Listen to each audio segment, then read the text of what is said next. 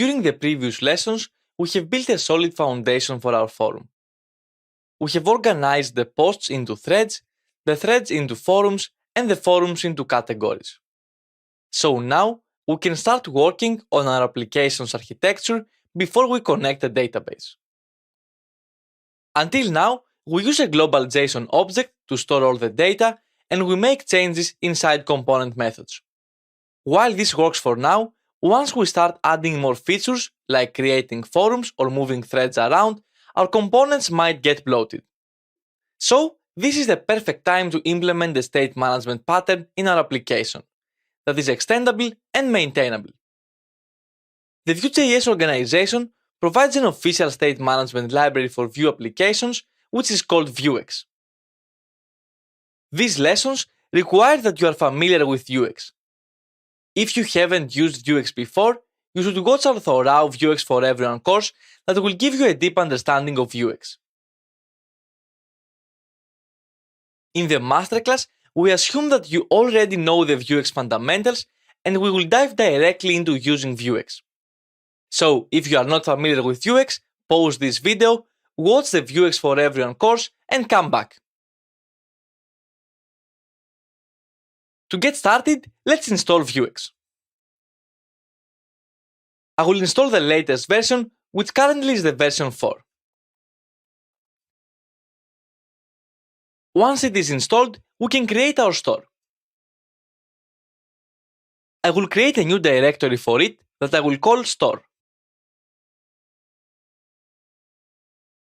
This directory lives directly under the src, and within I will create an index.js file.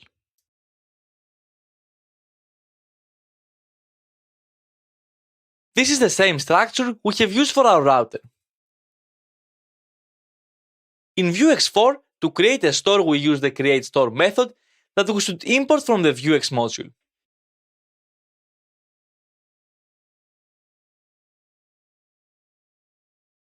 Then we can create a store and export it by default.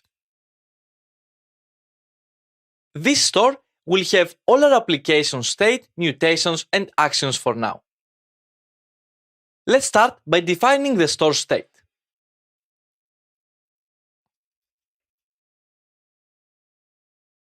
This state should include our application's global data. That is the data that we use in multiple components. So far, we have used the data.json file to store our global data. So what we can do to make this data globally available in our application using Vuex is to map the data object to the Vuex state property. This way, we will keep the same structure for our data, which we don't need to change before we start working with a database. So let's import the data.json file and set it to the state.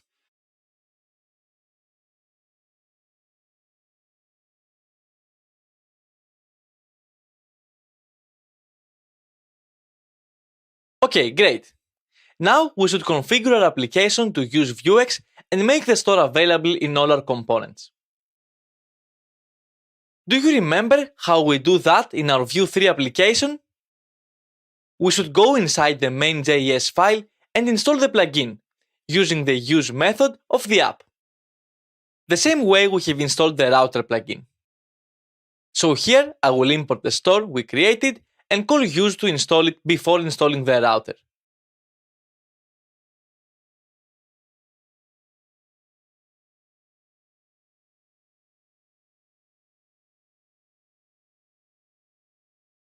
That should be good.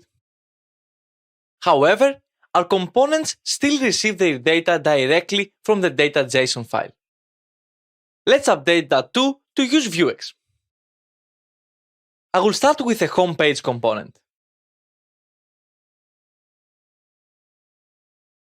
We can remove the import data statement, as we should not need to import the data.json anywhere anymore.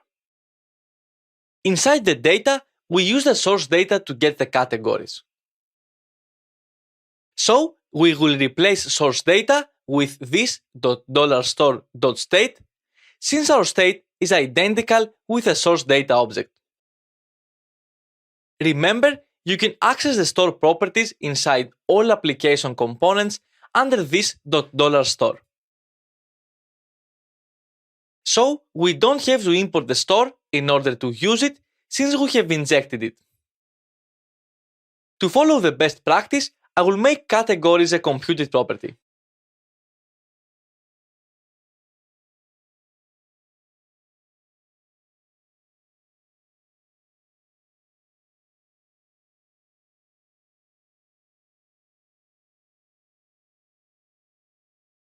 Let's test that our application works in the browser. And it does, this is great. No errors in the console either. Good job. We can now move on to another component. I will go to the category page. Again, we will remove the import statement and replace source data references with this $store.state.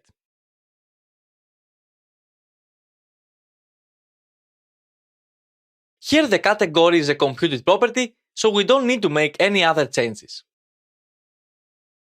In order to not do the same refactor for every component, we can use the find and replace feature. For the pages directory, we will search for import source data from and the path, and we will replace it with nothing.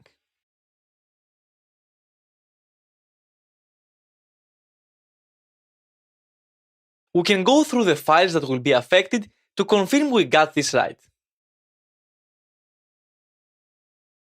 It all seems good, so I will hit replace all.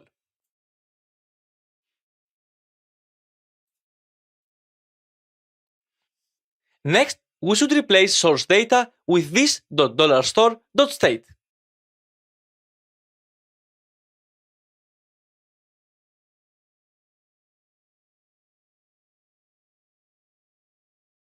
I notice here that in the thread show, we use source data inside the data object instead of using computed, so I will fix that after the replace.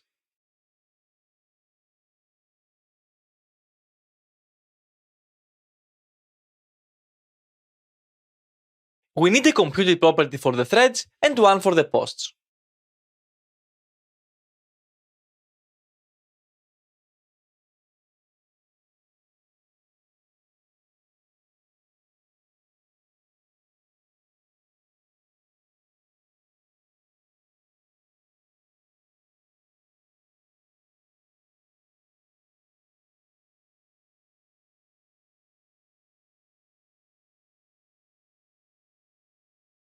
Let's check it out in the browser. I will navigate between some pages. Everything seems to be working fine. Awesome. So we are done with the page components, and we can proceed with refactoring the components folder. Start with replacing the import statement with nothing.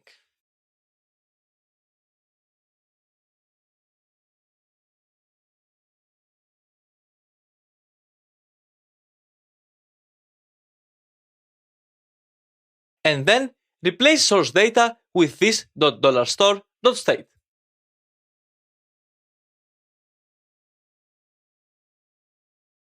I noticed we will need some computed properties in thread list and post list.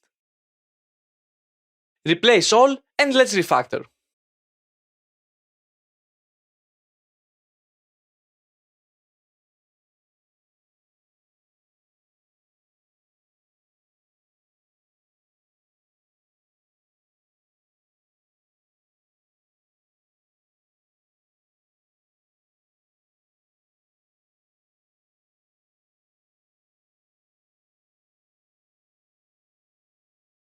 Let's check back in the browser. Here we have an ESLint error. No multiple empty lines in post list.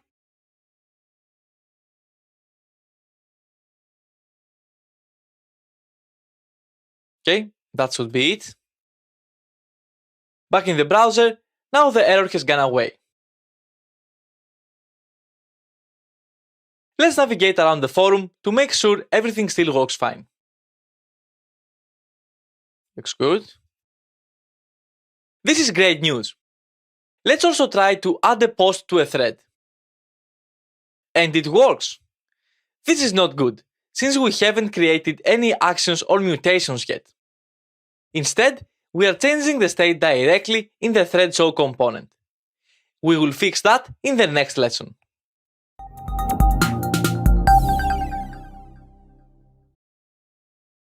When we use Vuex, we should never update the state outside of a mutation. Mutations should be fired or committed from within actions. In the thread show page component, we are updating the state directly inside the add post method. Let's update that to use Vuex actions and mutations. To begin with, I will copy this code and I will create an action to put it in. I will name this action Create Post.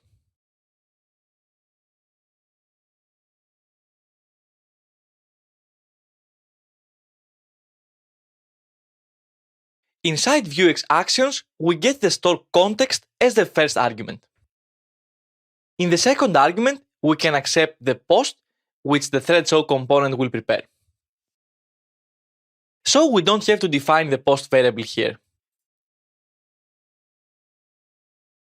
Now, each of these lines that pushes the post is an individual state change. So, we should create two mutations, one for each state change. To get some inspiration for naming our mutations, we can note down what each change is. The first one sets the post. This one appends the post to the thread. We want the mutation names to be descriptive, and these are great names to use. So, our mutations can be set post and append post to thread. I will create these two mutations under the mutations option that I should add to the store.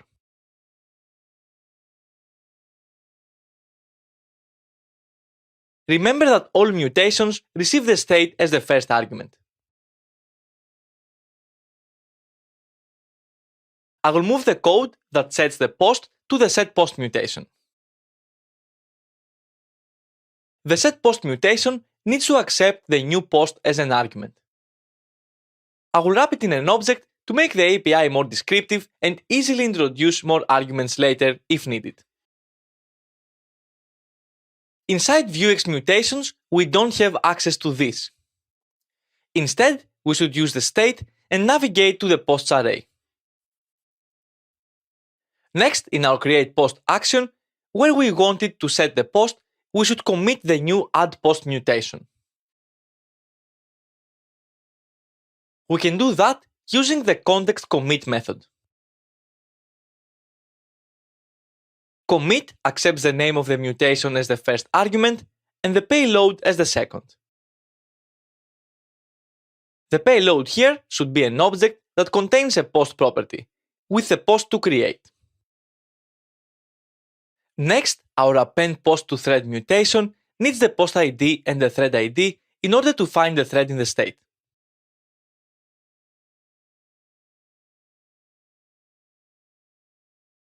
With the thread ID, we can search inside state threads and find the thread with a specified ID.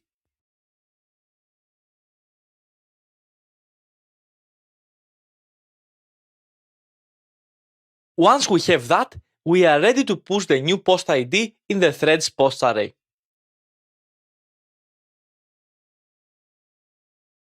We can also use a variable thread to make the code a bit more tidy.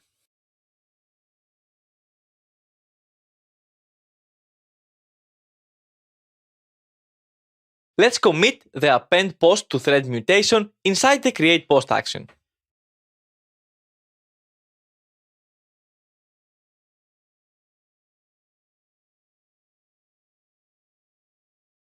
Append post to thread requires the post ID, which lives under the post ID property, and the thread ID, which we have under post.threadID.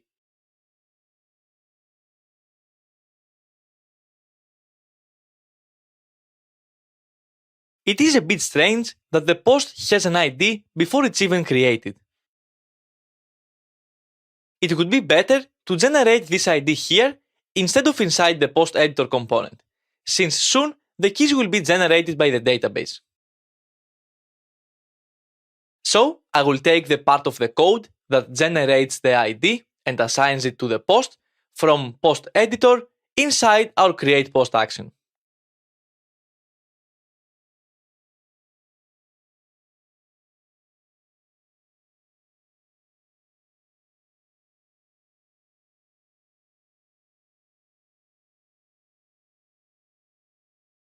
I will set the ID directly to the post.id property. It looks good now. Inside the create post action, we would normally make the AJAX call to our API if we were working with a server. For now, we can just commit all the mutations. Back to the thread show page component, we can remove all the code that interacts with the state and dispatch the create post action, passing the post argument.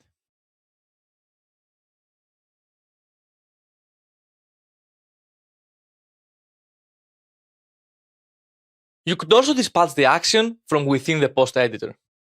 I prefer to keep this here in the page component. Let's give it a shot in the browser. I will try to add a new post. And it works fine. Awesome. We are now using the full set of Vuex assets, including state, actions, and mutations.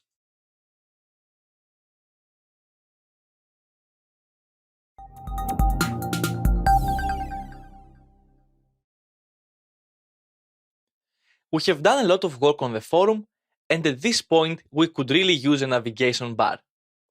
We should at least have a way to navigate to the home page. We have the markup for the navigation bar in our mockup files.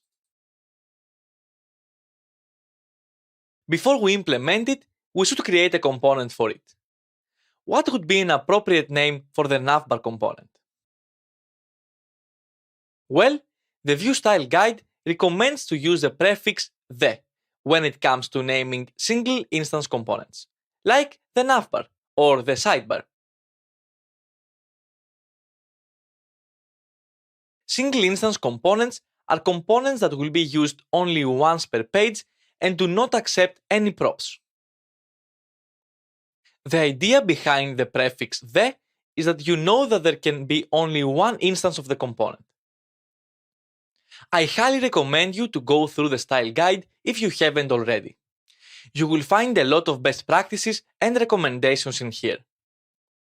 So, according to this rule, we will name our component the navbar.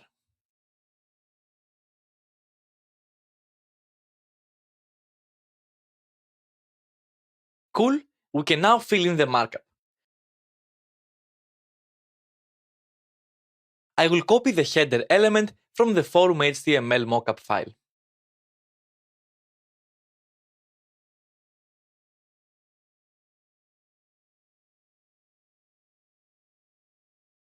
I see here that we have some local SVGs, so I will create a directory under assets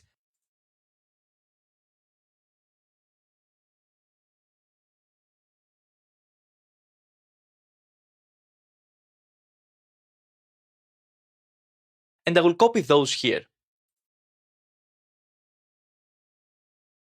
Now we can point the image path to the assets directory.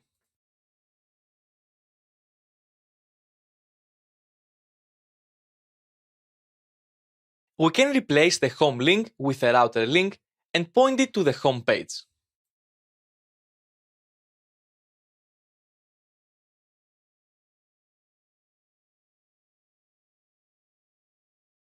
That should be good. Let's see if we have any elements that we don't need for now. This is the user menu element that I want to keep here on the right since we will use it in the next lessons. For now, I will comment out the REST links. Our component looks good, let's use it in the app component. So I will use our new component, the navbar, just before this div. Notice that when I do that, WebStorm automatically inserts the import statement here and it defines the navbar in my components. That should be good. Let's see if it works in the browser. It looks nice. Let's click the router link. Yay, and we are successfully redirected to the home page. Now, no matter where we go, we can always go back and continue our journey in our single page application without having to refresh the page or change the URL manually. I notice in the home page that the heading goes very close to our navbar, so let's give it some space. I will go to the home component and use our pushStop class. Now this is perfect.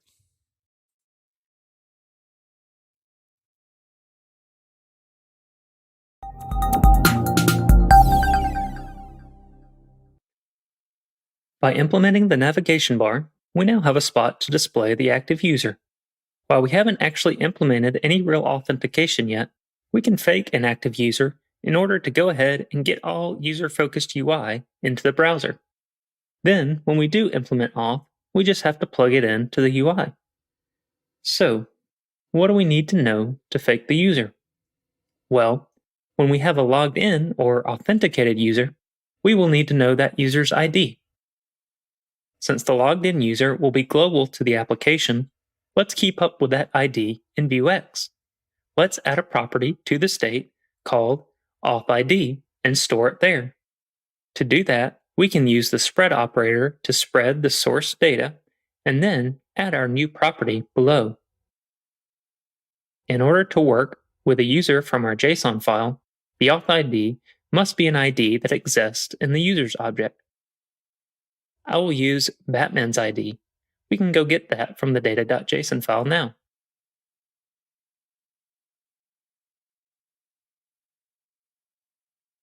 Using the authID, we can grab the authenticated user from the state. We can do that in every place we need to access the user, or we can create a getter that we can use everywhere around our application. The getter is definitely the more appropriate option for this global type data, so I'll go with that. We can name this getter something like authUser. It needs only the state, and here we can find the user under state.users using the authID.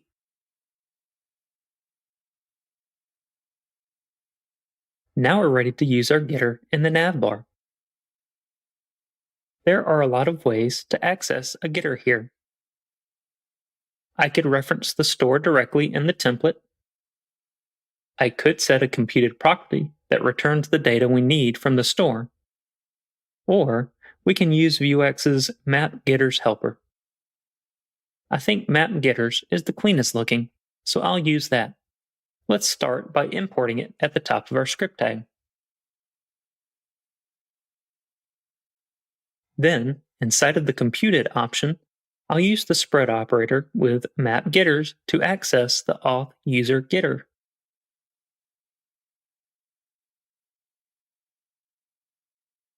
In the template, we will replace the user image with the user's avatar. For accessibility's sake, let's also set the alt on the image. And we also want to show the name.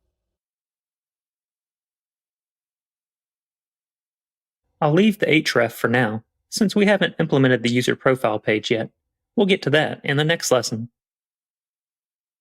Alright, let's go check it out in the browser. It looks nice. We see our name and our avatar. So, if we switch the auth ID with another user's ID, like Alex's, we will see the new user's details in the browser.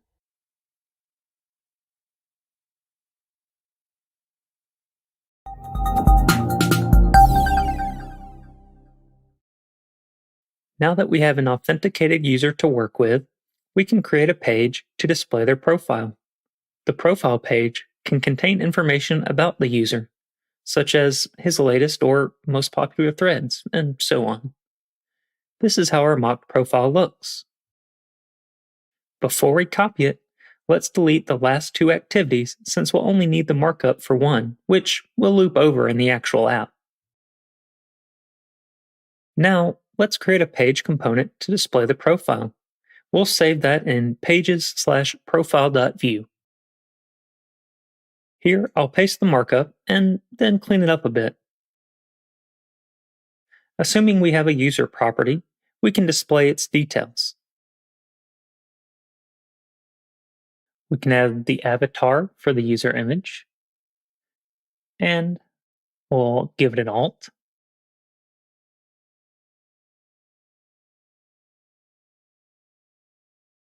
We'll provide the user's username here, and we'll provide the user's actual name. The bio is optional, which means that the user might or might not have provided one, so we can display it if it exists, and otherwise display a message like "No bio specified." This indicator shows if the user is online or not. We don't know which users are online, but the authenticated user is always online, right? So, if you don't want to remove this message for now, we can update the online message to include the current user's username. The next element contains stats about users' posts and threads. As you might have guessed, we'll get this information using computed properties such as user post count and user threads count. We'll flesh the actual computed properties out in just a minute. We can display the user's website if they have one.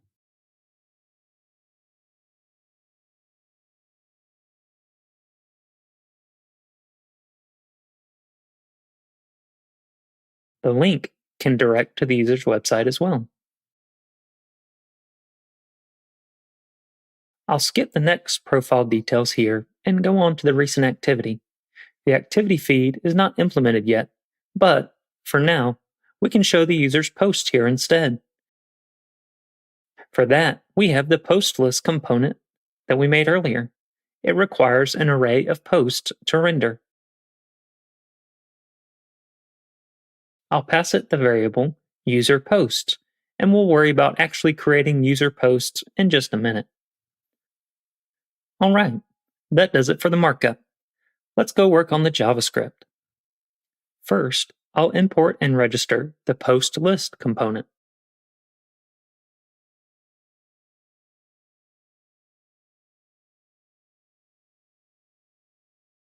Whoops, VS Code is letting me know post list is not used in the template. I must have misspelled it.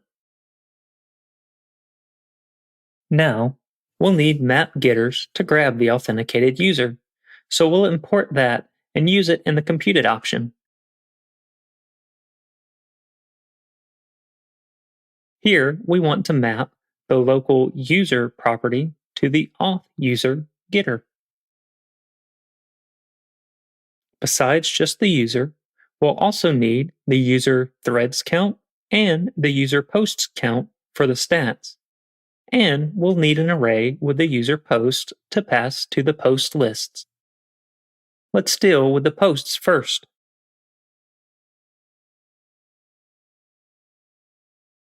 For the user post, let's filter through all the posts in the store and find the ones with the user ID that matches our authenticated user's ID. For the user posts count, we'll just return the length of the user posts. Easy enough. Now, let's do the exact same thing for threads. While we don't necessarily need to list out all the user's threads directly in our template, doing this in the same format as our posts makes our code a little more consistent and easier to reason about. Besides, it also helps us adhere to the single responsibility principle. That is, each of our computed props has a single responsibility. The user threads is responsible for getting all the user's threads, and the user threads count computed property is responsible for counting those threads. If we wanted to make these computed properties globally available, we could convert them to getters, though I don't think we will need these outside of the profile page for now, so we can stick with the computed properties. Alright, we've been in the code for a while. Let's make it where we can actually see our progress. I'm going to add a new route to the router file and import the component.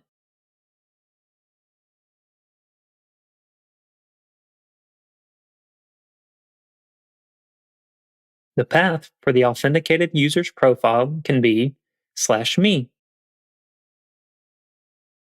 Let's check it out in the browser.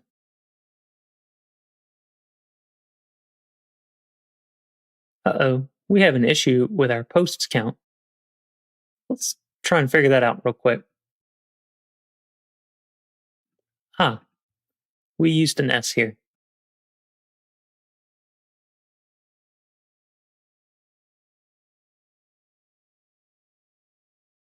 Great, it looks good.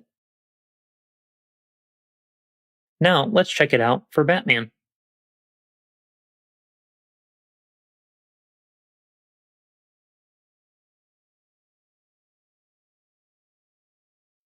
Great, we see the post, threads, and then their posts listed out.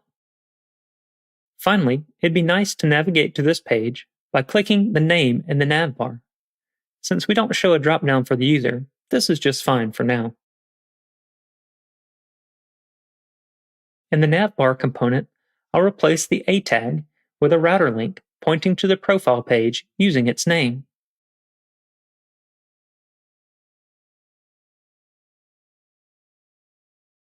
Now we can navigate to our profile from any page.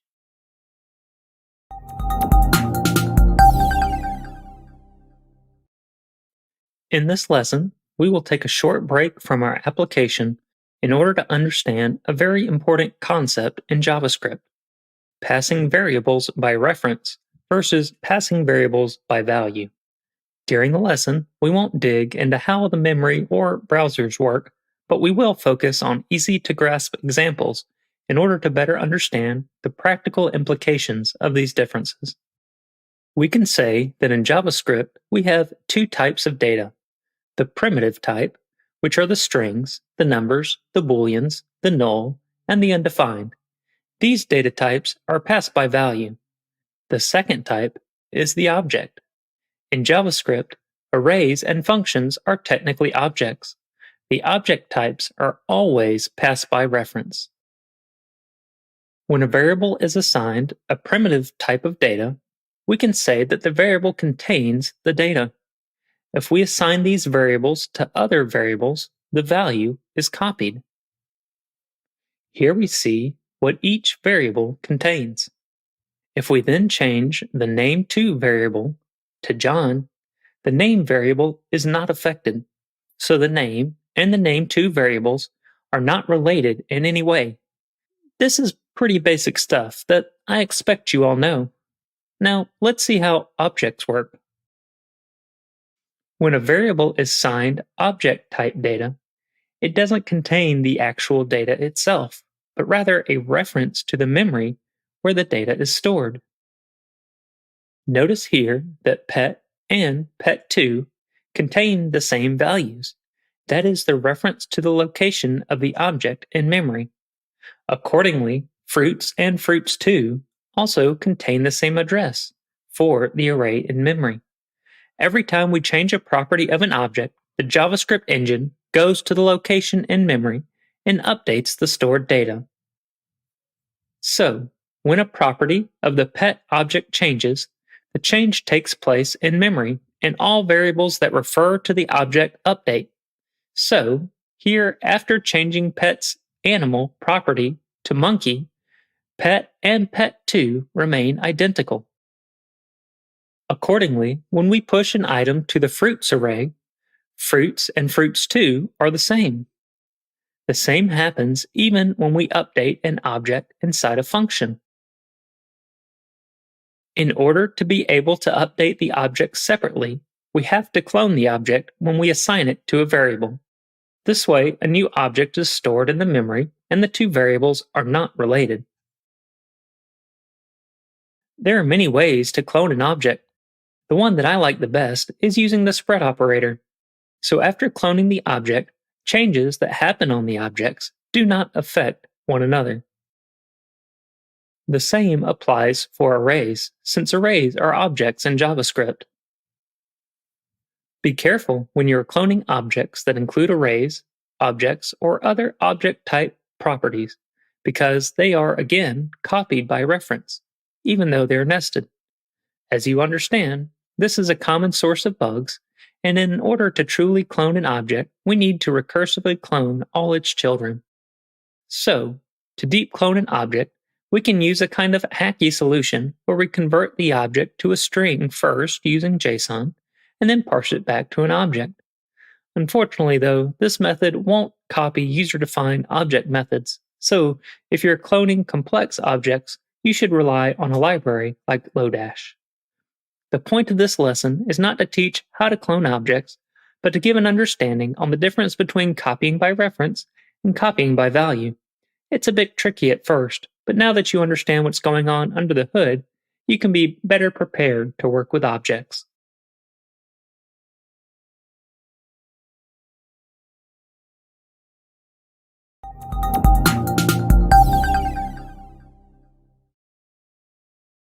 We've provided the user with the ability to view their profile information. The next obvious step is to allow them to edit it. In our mockup, we can see that there is an Edit Profile button at the bottom of the left-hand column. When we click it, it should replace the profile information in the left-hand column with inputs that allow us to edit that information. Since adding in those inputs into our profile page directly is really going to muddy things up, let's break up the profile.view page into some more organized components.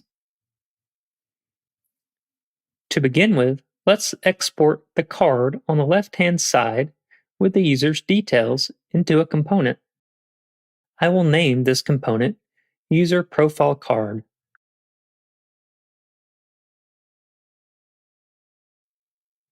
This component needs to use a prop in order to have access to the user.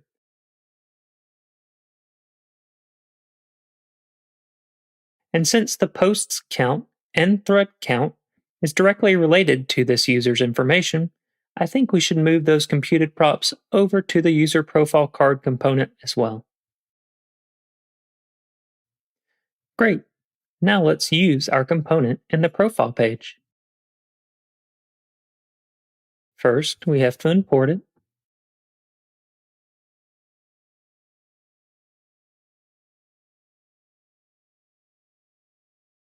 And then register it. And then we can use it in our template. Let's pass it our user.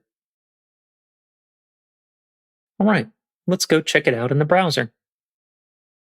Oh no, we've got a problem now. All of our users' posts have disappeared.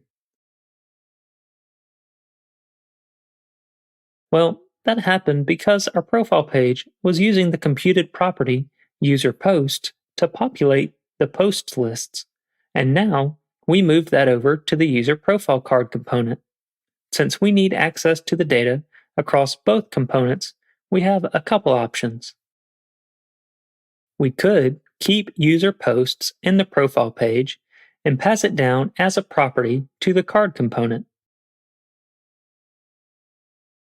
Or we could move the user's posts and threads for consistency's sake up to the store. To me, it makes the most sense to move it to the store and relate it directly to the user. Let's do that. I want to be able to access a user's posts and threads just like it was any old property of the user. In order to accomplish that, we can add some native JS getters to the user object that's returned from the store in our auth user getter. First, I'll just store our user in a constant. Then, if the user doesn't exist, then I'll just return null. Now I'll return an object in which I spread the user. I'll cut our computed properties from the user profile card and remove them since they are no longer needed in the component, and then I'll paste them into our auth user getter. Let's replace any instance of this $store.state with simply state because we have access to that through the parameter in our getter. Let's also change this.user simply to user to reference our constant. I also want to remove the prefix user from each of the computed properties as it's already directly related to the user now, and so we don't need it. Let's change the references from user posts and user threads to simply posts and threads. Notice that the this keyword now refers to the object that we're returning. Finally, we'll add our magic keyword here, get.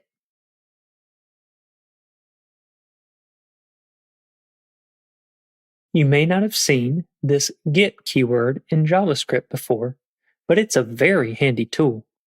The get keyword allows us to access the posts count, etc. as properties, just like so.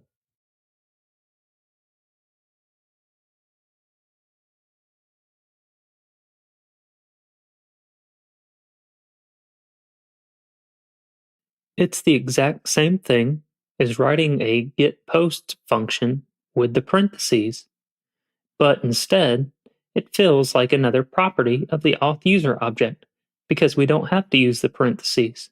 And I really like this. Now, if we inspect the Vuex user bindings for the profile page in Vue DevTools, we'll see that the user object contains a posts property and a threads property, so that we can access those just by looking for user.posts or user.threads anywhere we have access to our auth user. Now, in our profile page, we can make use of this user.posts. Let's make the necessary updates in our profile card as well.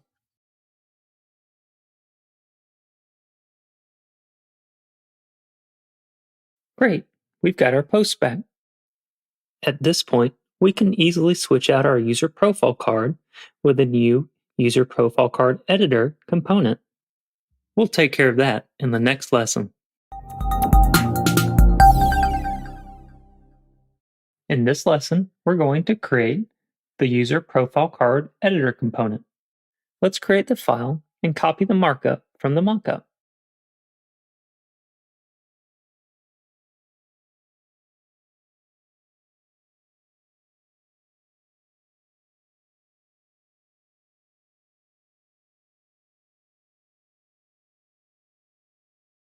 I'll paste it in the template and clean it up some. I'll get rid of all the value attributes as we'll be using vModel. Now let's go through the markup and see what data we'll need. We'll need the user avatar, and we'll need the username.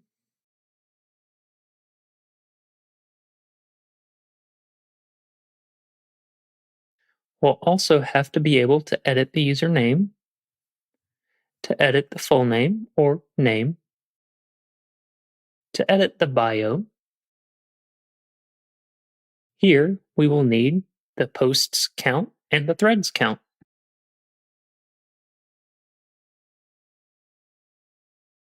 As you can see, in the editor component, we will need the user just like we had the user in the profile card. So let's just copy the script section from the profile card.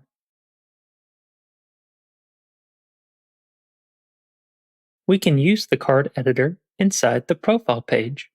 Let's import it and register it.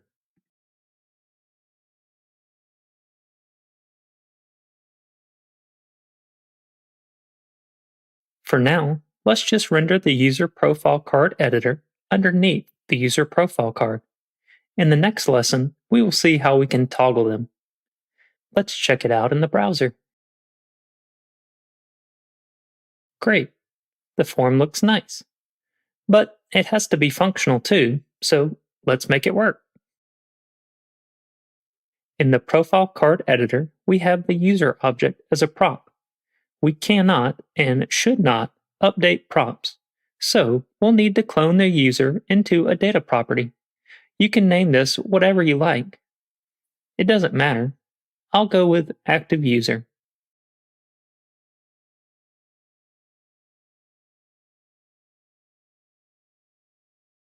I will bind the active user's properties to the inputs using vModel real quickly.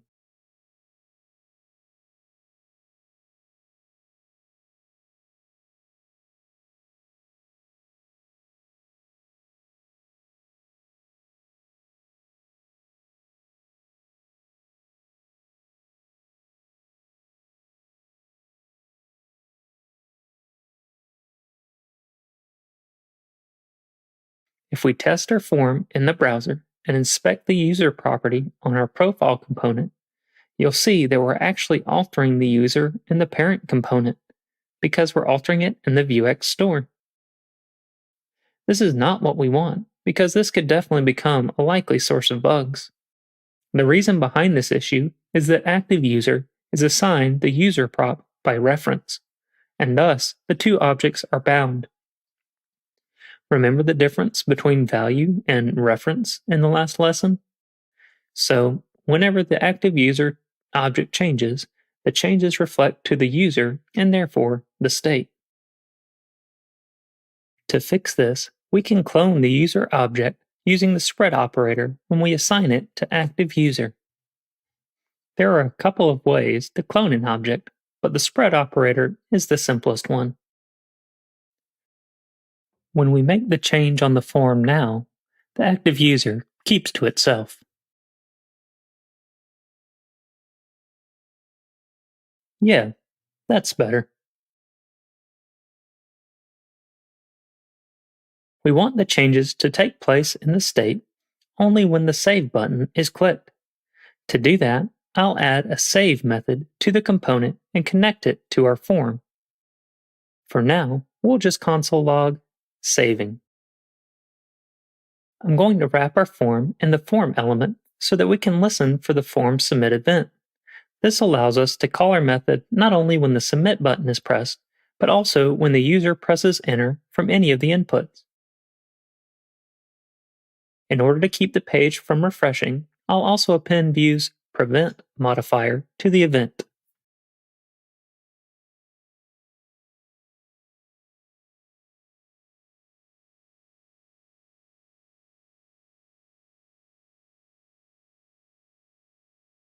Great, it's submitting as it should. In the save method, we want to update the user inside the Vuex store. This implies that we will need an action and at least one mutation. Let's start with the mutation. I'll create a set user mutation similarly to set post.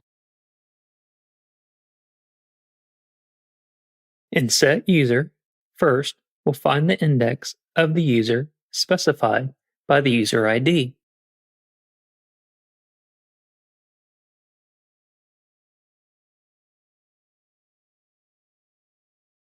And then we'll target that user in the state.users and update it. The action can have a name of update user.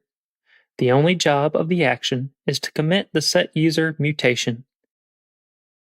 The payload here is the new user object to be set. Let's dispatch this action in the save method and give it a shot in the browser.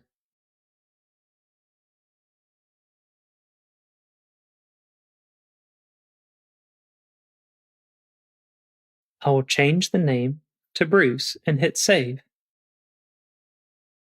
It seems to work, but if we try to change the name again, the new name reflects to the state. This happens because we've bound the active user object with the user inside the state. In order to fix that, we have to clone the user object before setting it to the state. Let's try it in the browser again.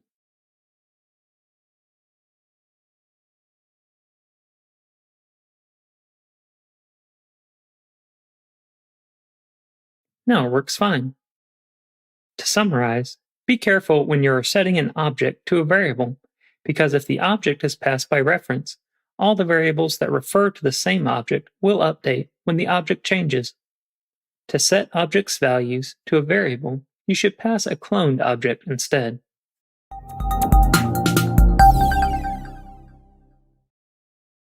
In the previous lesson, we built the form and the functionality to update the authenticated user, though we haven't built a way to toggle between viewing and editing the profile. How I'd like this to work is to have a dedicated URL like /me/edit, so users can get to the edit page via multiple avenues. They can edit their profile by typing the URL manually in their browser.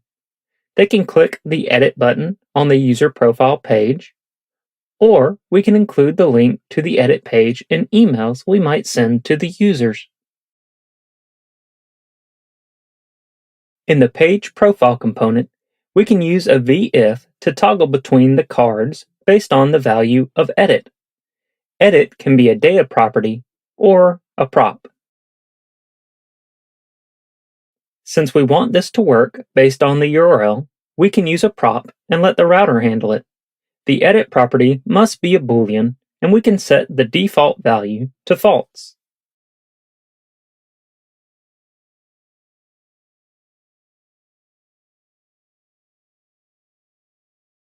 Now, in the router file, I'll duplicate the profile route. Our new route will also use the profile component. I will set its path to /me/edit and give it a name profile edit. When we define a route, we can set components props by passing an object to the props option. This is very handy sometimes. Well, just like right now.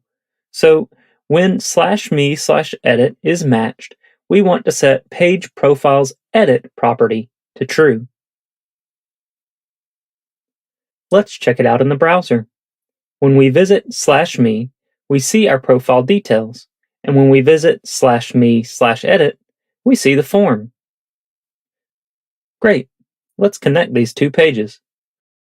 In the user profile card component, we have a button to edit our profile, so we can replace that with a router link pointing to profile edit route. I'm not seeing the button here. Let's check out profile. Whoops, we left our edit profile button in the profile page. Let's move that over to the card now, since it's not needed in the edit view. I'll just create a root level wrapper div and paste that button into it and put the profile card just above our button and text.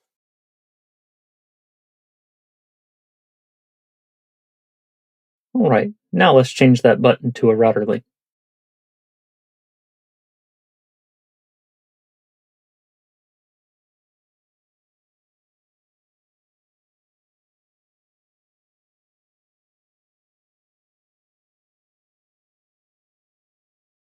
Accordingly, in the editor, we can redirect the user to the profile page when he hits save or cancel. We can do this in the save method using the router.push method and passing the route with the name of profile.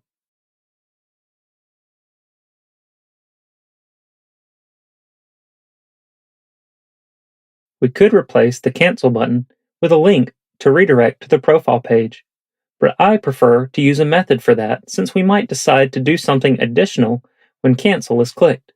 For instance, we might want to warn the user that his changes will be lost. So I'll create a method cancel that will just redirect to the profile.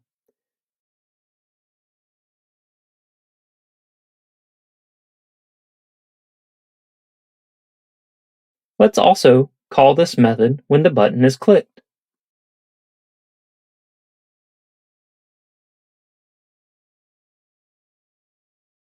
Alright, let's give it a go.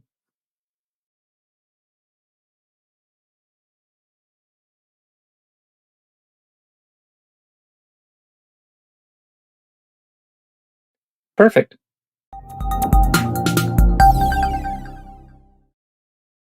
One thing I noticed in the last lesson is that if we scroll down too far on the edit form and click save, then the profile comes back kind of cut off. I don't like that. So let's also scroll the page back up to the top for good measure. To do this, we will add some metadata to our profile route. We'll call the first property toTop, and it will indicate that our route should always scroll to the top. We'll call our next property smoothScroll, and this will tell ViewRouter that we want to turn on smooth scroll behavior for this route. Now, these aren't actually keywords supported by ViewRouter out of the box, so let's make them really work. ViewRouter accepts a scroll behavior property in the options we pass to create router.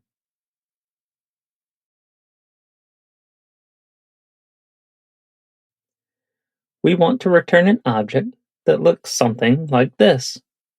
An object with the property of top set to 0 and the property of behavior set to scroll. If we were to just leave it like this, however, this would apply to every single route change. So, let's only apply these properties conditionally when the corresponding meta is defined on the route. I'll first just create a constant called scroll, and then conditionally check the meta of toTop on the route we're navigating to. And if it's true, we'll set scroll.top equal to 0. And I'll do the same for smooth scroll and set behavior to smooth. Finally, I'll return scroll. Very nice. Let's see if it works.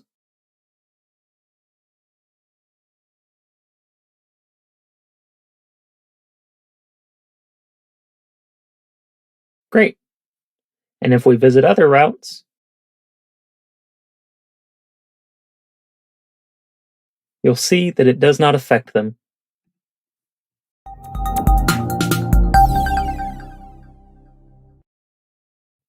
In this lesson, we won't be building anything new, but instead, we'll fix a few small things that we missed in the previous lessons. The first thing is that even though we have a kind of authenticated user, when we reply to a thread, Alex is always the author. We can fix that in the create post action by setting post.userid to the auth ID from the state.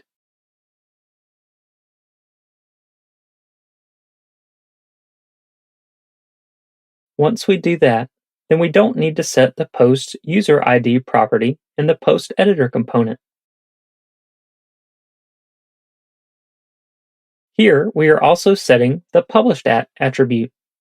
I think it would be better to do that in the create posts action. So, the post editor will only be responsible for passing the post text.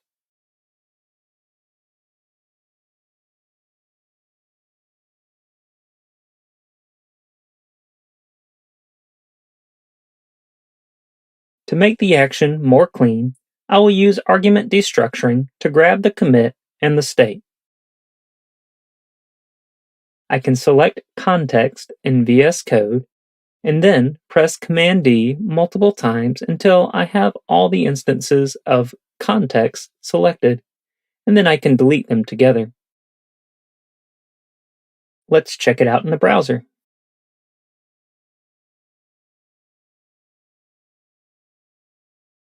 Great! Now the authenticated user gets the credit for the post he writes, and the timing is still right.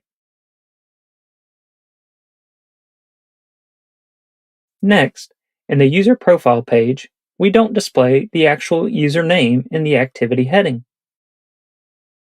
Let's fix that.